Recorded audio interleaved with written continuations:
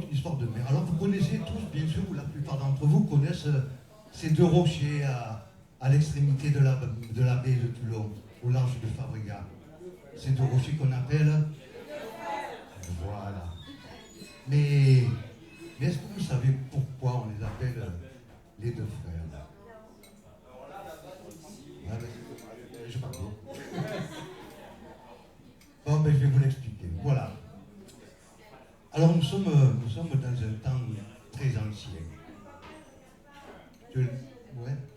Et dans ce coin sauvage de la côte méditerranéenne, deux pêcheurs, deux frères, vivent là, tout simplement. Unis par leur affection fraternelle. Ils sont jeunes, ils sont beaux.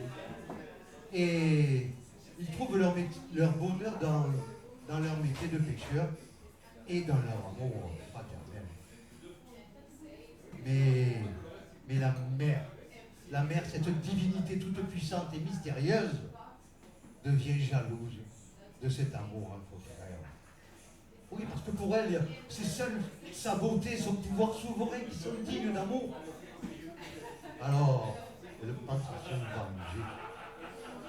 Et pour ça, elle appelle à son aide la plus séduisante et la plus perfide des créatures, la sirène.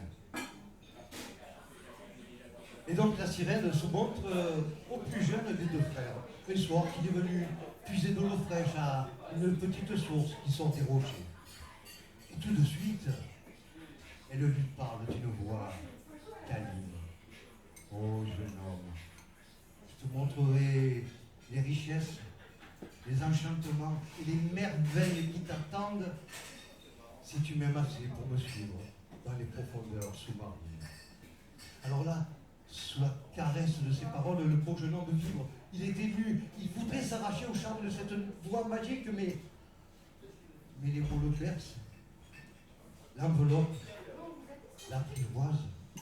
Et puis les yeux brillants de la sirène et son corps nu, magnifique, étendu là sous la grève, l'ensorcelle.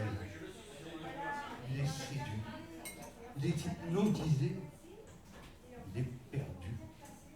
Alors il entre dans l'eau pour la rejoindre, mais la sirène s'éloigne de la rive en chantant. Alors il nage, il tend ardemment ses bras vers cette forme qui ondule et qui s'enfuit.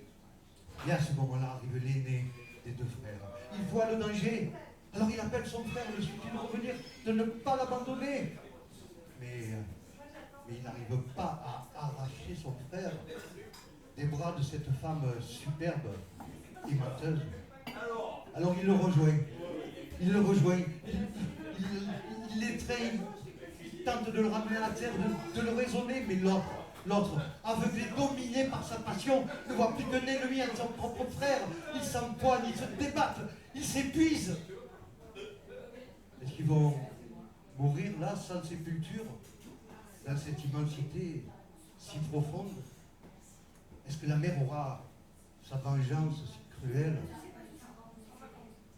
Alors le frère aîné jette le dernier regard vers la plage qui abritait jadis leur jeu d'enfant. Et il implore le Dieu de l'endroit, Apollon Citariste.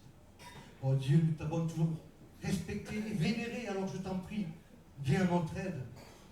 Et si vraiment nous devons périr, au moins que nous ne soyons jamais séparés. Et Apollon Citariste est attendri. Il exauce ses prières. Et là, tout de suite, les deux frères sentent leurs membres devenir lourds, leur corps durcir comme la pierre, et leurs pieds s'enraciner profondément dans la mer. Ils sont maintenant métamorphosés en rochers, et leur tête émerge du fond des eaux étonnées. Et désormais, insensibles à la tempête autant qu'à la caresse des vagues, les deux frères restent fermement attachés l'un à l'autre. Et ils montrent aux humains l'image de leur amour fraternel, maintenant indestructible.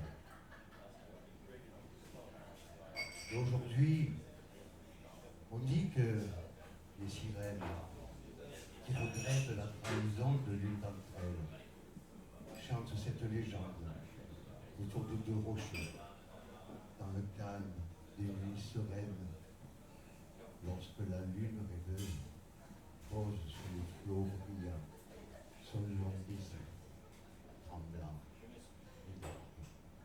Joyeux anniversaire, Lucette!